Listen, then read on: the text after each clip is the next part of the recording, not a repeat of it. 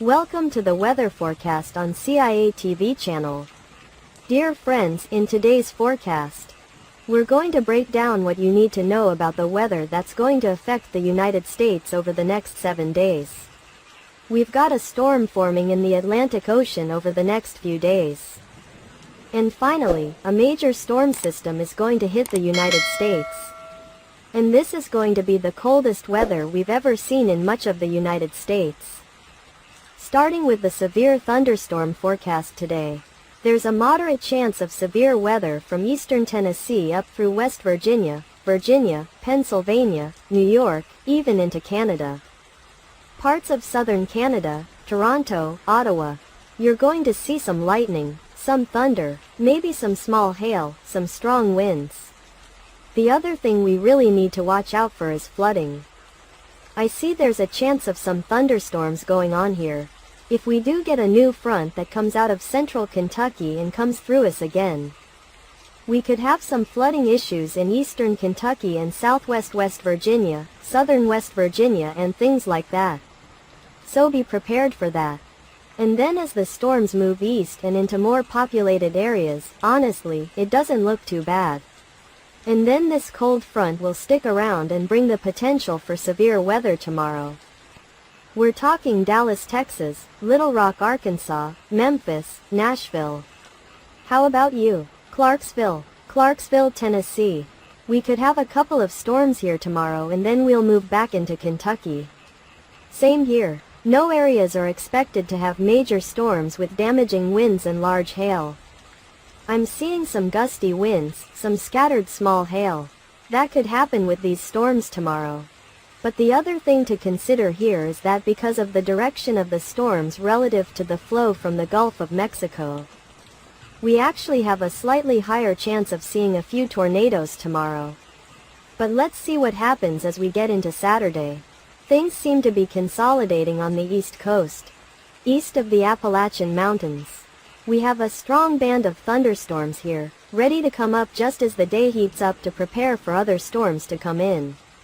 And because of that, we have a moderate chance of severe weather from Washington, D.C., Baltimore, all the way down to Greensboro, North Carolina on Saturday into Sunday.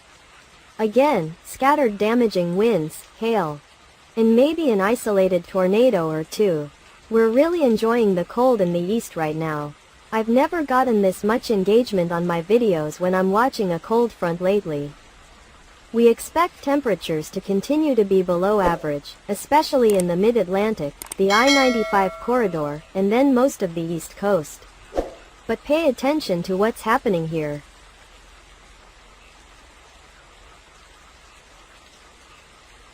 We have a terrible storm here. Hurricane Kiko out in the Pacific. Category 4. Winds right now are 144 miles per hour.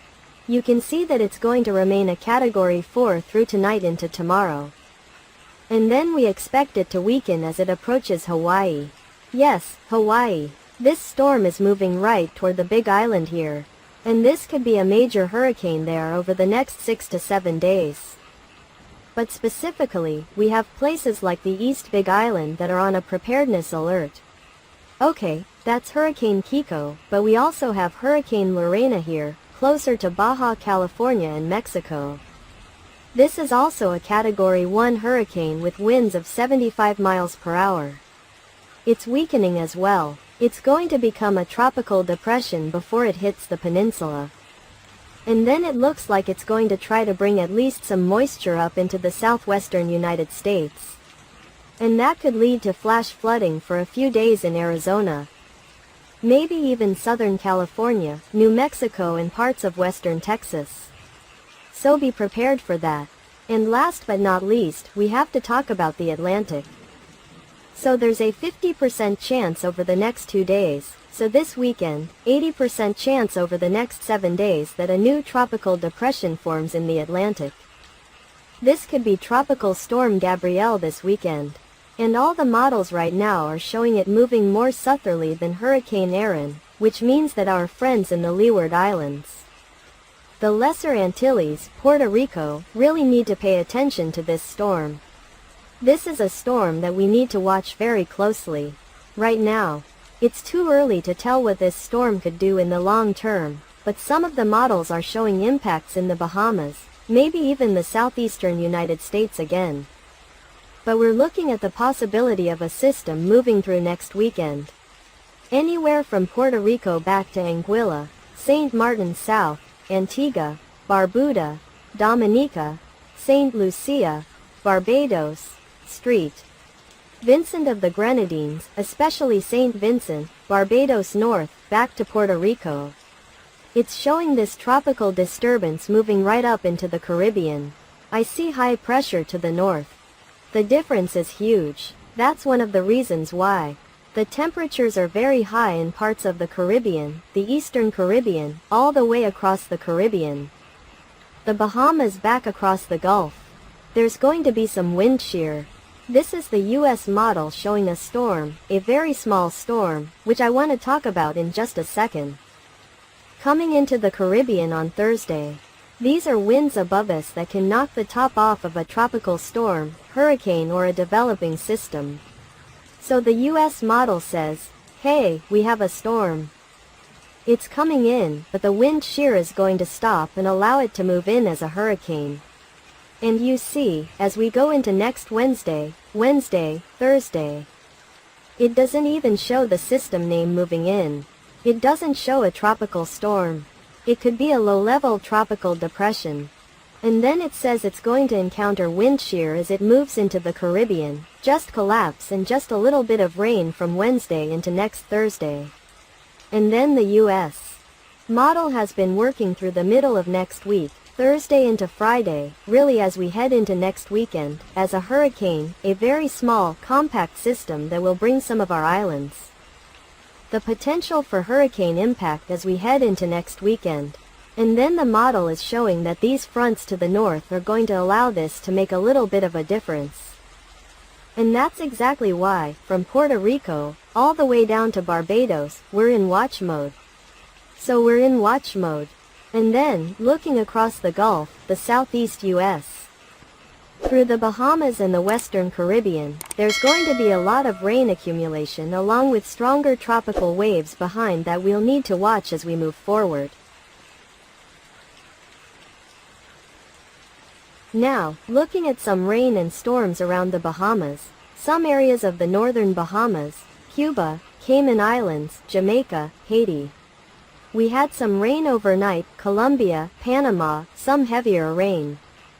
Some rain from Cuba back into the Cayman Islands today. Watch for more areas of rain to come close to us in the southeast Caribbean. As we head into the weekend, we see some areas of rain. The rain potential will increase, following the trend in Tobago, Grenada tomorrow, some localized flooding possible. So keep in mind, moisture is building up from Costa Rica up into Nicaragua. We're still looking at rain.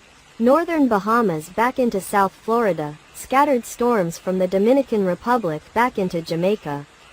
And then you'll see on Sunday, more rain moving into Central America, scattered storms, Haiti and the Dominican Republic, watching for some additional rain, potentially St. Vincent of the Grenadines, St. Lucia. Moisture is retreating as we move into Central America. Otherwise, the Eastern Pacific and Central Pacific are also active. Hurricane Lorena has dissipated, but some rain is moving in, mudslide risk. Especially in northwest Mexico. Some of that moisture will try to push into parts of West Texas and New Mexico in particular. We'll be watching the extreme southeast parts of Arizona. But as it approaches the islands, it transitions from a major hurricane to a hurricane, begins to weaken, and then to a tropical storm as we head into early next week. And there's still some rain near Freeport, New Providence, and then back into the Florida Keys. And there's a front forming as it starts to move into Newfoundland, Nova Scotia, Prince Edward Island.